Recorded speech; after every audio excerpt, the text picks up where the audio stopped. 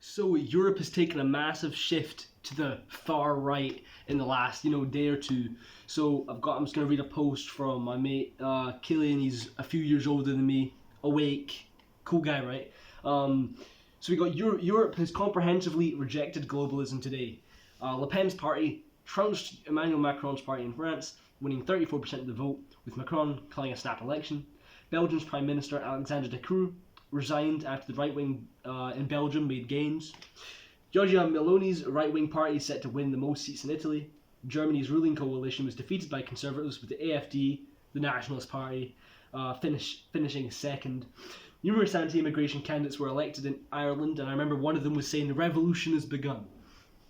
Interesting, and we have to start a revolution to make our own country again and belong to us. It's a strange revolution, but that's what it has to be in 2024, unfortunately. Geert Wilders' party in the Netherlands gained many seats to become the second largest party. In Austria, the right-wing FPO party doubled their number of seats to become the largest party. And in Spain, the right-wing Vox party has become the third largest party with around 10% of the votes. So of course the mainstream media is having an absolute meltdown over this. They're saying it's to do with racism and it's Nazis and nationalism's really bad and all these things. Are calling these people really mean names and saying this is a scary time because if we look at the far right in history, look at the Nazis and all this stuff, and they're obviously going to compare it to these things to try and make it seem bad. It is interesting how I just thought of this when I was reading this. When I was saying the AfD, the German Nationalist Party, coming second, why is there a nationalist party in Germany? Why aren't they all nationalist parties? That should be the one thing. If you look at history, whether it was a communist leader, whether it was a far right, Nazi leader, whether it was centrist leader, it was always sort of a given that there'd be a nationalist. Because why wouldn't you be? How would you get elected by your own people when you don't even like your own people? You don't even like your own country. How can you trust a leader that doesn't put his own country first? That's called being a traitor. So the fact that there has to be nationalist parties to get voted in nowadays, or the fact that nationalism is seen as a bad thing, nationalism means you put your country first and you love your country. That does not mean you have to think your country's better than everyone and superior. You've got the superior ethnicity. That just means that you're part of your country, so you're gonna put your country first, right? Because why would you put someone else's country first? If you're trying to win the German election, well, you want to be the leader of the German people. You've got to represent Germans. You cannot. It's not the Sudan elections. It's not the Afghanistan elections.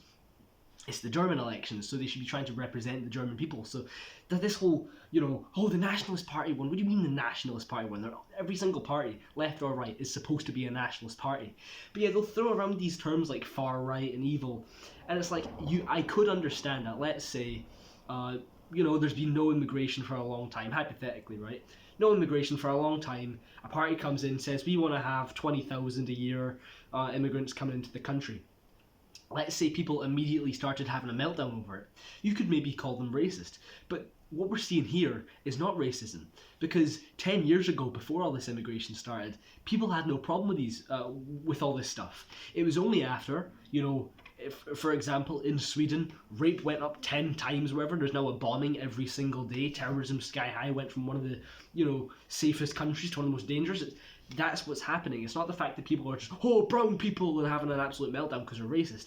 It's because we've let in millions. Britain now has a 12 million immigrant population, making up about 15% of the country, about some figures saying 18%. It's not to do with racism, it's the fact that we've tried it for so long. We've tried it for over a decade now, and now realising, it isn't working. The people are no longer safe. You cannot walk down many areas anymore. We're actually starting to become replaced. Look at the population figures. That's when people are starting to get an issue with it. It's nothing to do with just judging for no reason and being scared of people of a different race. It's just we've seen what has happened. They had the theory, people 10, 15 years ago, we think immigration could be a good thing. Fine, you're entitled to that opinion. So we've tried it for 10, 15 years, and now the West has collapsed. So it's a failed theory. That's why people oppose it. It's not to do with racism. It's the fact that we tried it and it failed. So now we oppose it. And of course, calling for mass deportations doesn't mean you hate these people. I've heard this quote before. It's nothing personal. It's just necessary. I don't, because not all of them are criminals. I'm sure 80, 85, maybe 80% of them are probably okay, decent people. But when almost 1/5 of the country is of these people, you're like, okay, nothing personal against you, but you're kind of replacing us, and this is our country. And also, with this French election of Le Pen national leader, I'd say she's probably the real deal. I kind of trust her more than people like Giorgia Meloni of Italy. I feel like she might actually do something and really improve things. You can look at it. People always talk about British values or French values, whatever these things is, and people all on Twitter will always be sitting there going, "Well, what are British values? What are British values?" And I pray, or in this scenario, French values. Well, what are they? Well, we can look at the map of who's voting for who. The map of who won the majority in each little area in France. Every single area, Le Pen won, except from the cities. What's in the cities? Higher crime rates and immigration. So the immigrants are all voting for a different party. They're all, voting for left-leaning parties. The ethnics of the country are voting for right-wing nationalist parties. Well, there's a clear difference in values because we're, totally on the other side of the political spectrum. So that's a pretty, we're supposed to have certain common values as a society. Maybe you can be a bit more, I'm for publicizing things, nationalization. I'm for privatization. You have all these things, but they're supposed to be common, decent, common sense things within the country. When you then have different religions, though, that's when it starts to get a bit, well, now we're just getting divided. There's supposed to be common decency in the country, but we're starting to lose that. We can't agree on anything. We got trans ideology. It was supposed to be whether you're on the left or the right, you support the fact that women shouldn't have their spaces infiltrated by a bunch of perverts. Really, that was supposed to be a given. Same with nationalism. Nationalism wasn't supposed to be right wing or left wing. Nationalism was just the fact that you're a part of your country. You put your country and your people first. Because who else are you going to put first? People that have not elected you. People that don't have the same values as you. People that are not of your ethnicity. Why would you put them first? Because they're in a different country. They're thousands of miles away. Why would you put it? Makes no sense. Your people elected you. You represent those people. So, that's about it, really. So we're seeing this massive surge of the right, and it's not because the right wingers. It's not because people are getting more racist. It's because people are realizing this is failing. This is causing huge issues. The crime rate's way up. People can no longer, get through the waiting list in the NHS. It's harder to buy a house.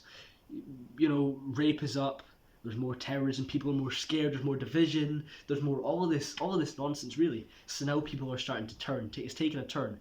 No one was influenced by the mainstream media. No one was told to be racist. Nobody was told to believe these things. They've simply lived in the past decade.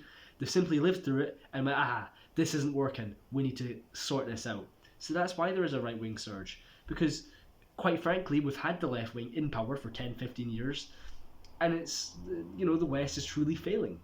And that's their fault. I saw a post on Twitter recently, Blade of the Sun, some rejoiner EU, Labour voter, saying that, Britain's kind of became a joke. It's the laughing stock of Europe. And I'm like, yeah, you know why we are the laughing stock of Europe? Because of people like you, the socialists. Because most other people in Europe are common sense. Look at who they're voting for. They're voting for right-wing nationalist parties. Here, we're voting for people who hate us. People that don't even represent us, people that put other countries first, people that put the minority instead of the majority first. So that's why we're seen as a joke. It's actually because of people like this account. Because that's the ones in power. So we're seeing this, it's a totally organic surge of the right. It was always bound to happen because communism is always destructive wherever it goes. I mean, you can make these arguments against, the right wing is like Hitler and all this, BS really. But it's like, the truth is, do you know why Hitler got elected? He got democratically elected. Why did that happen? Well, people were so afraid of communism that they voted for Hitler. He was anti-communist. He was, basically saying these communists are coming to destroy the country, or maybe he said Jews, whatever. But that's what happened. And that, that's why. So people voted for him. You could think he's radical and extreme and evil, but people voted him because he was opposing communism. That's how grave communism was. That's how much it was destroying Germany between after the World War One and 1933. It was destroying Germany. Their poverty was because of the communism. The communist leaders were basically destroying everything and perverting society. So that's what actually happened. You can argue whether he was good or bad. That's a whole different discussion. But the truth is, people voted for him because previous leadership in Germany sucked and it was destroying society.